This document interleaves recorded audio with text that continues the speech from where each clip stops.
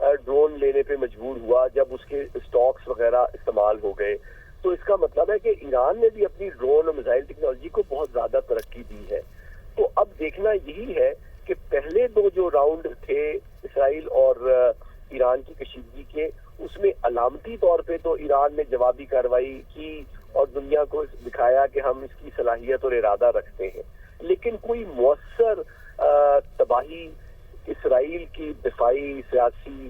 یا ایٹمی پروگرام کو ایران نے آج تک نہیں پہنچایا ہے. جبکہ دوسری جانب آپ دیکھیں تو پچھلے کئی دہائیوں پر محیط یہ حقیقت ہے کہ ایران کے چوٹی کے نیوکلیئر سائنسدانوں کو اسرائیل جو ہے ان کی انٹیلیجنس ایجنٹس جو ہیں پراسرار حالات میں ہلاک کرتے رہے ہیں. ان کے نیوکلیئر پروگرام کے اوپر سائبر اٹیکس ہوتے رہے ہیں، ان کے اوپر آج ایئر اٹیک بھی ہو گیا ہے. تو بات یہ ہے کہ ایران کو تو یہ بات پتہ ہے کہ اسرائیل ان کے ایٹمی پروگرام کے خلاف ہے، ان کے سائنسدانوں کو ہلاک کر رہا ہے اور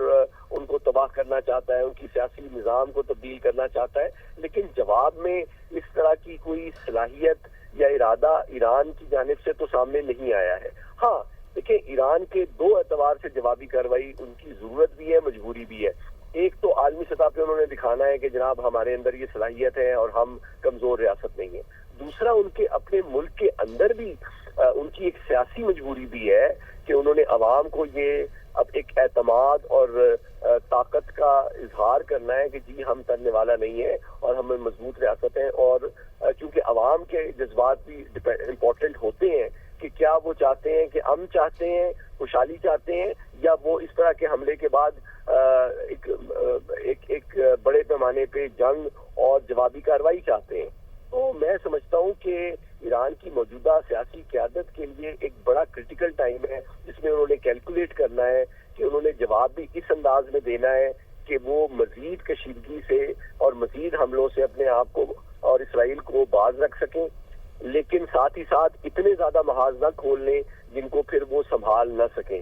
اور ساتھ ہی ساتھ اپنے عوام کا اعتماد بھی برقرار رکھیں. کیونکہ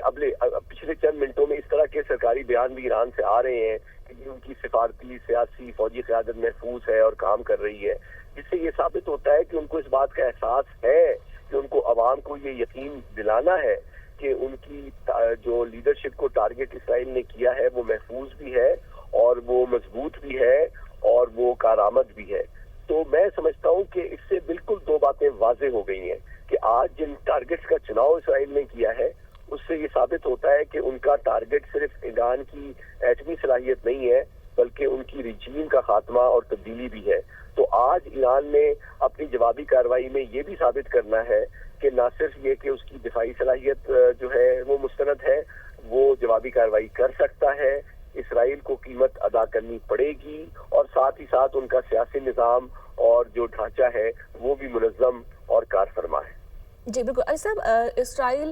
کے پرائم منسٹر نیتن یاہو تو کہہ رہے ہیں کہ اب جو معاملہ ہے، جو فیصلہ ہے، ہم اب فیصلہ کن موڑ پر آ چکے ہیں، جو لڑائی ہے وہ ایرانی عوام سے نہیں، ایرانی آمریت سے ہے. تو آپ سمجھتے ہیں یہ وہ کس فیصلہ کن موڑ کی بات کر رہے ہیں؟ پہلا مرحلہ جو ہے اس میں 12 حملے کیے گئے، اب دوسرے حملے کی بھی جو ہے دوسرے مرحلے کی بھی تیاری کی جا رہی ہے، تو اس سے تو معاملہ جو ہے مزید کشیدہ ہوتے ہوئے دکھائی دے رہے ہیں. جی بہت اہم سوال کیا آپ نے. دیکھیں، آپ کے سوال سے خود یہ میرا آرگومنٹ تھا وہ ثابت ہوتا ہے کہ اصل جو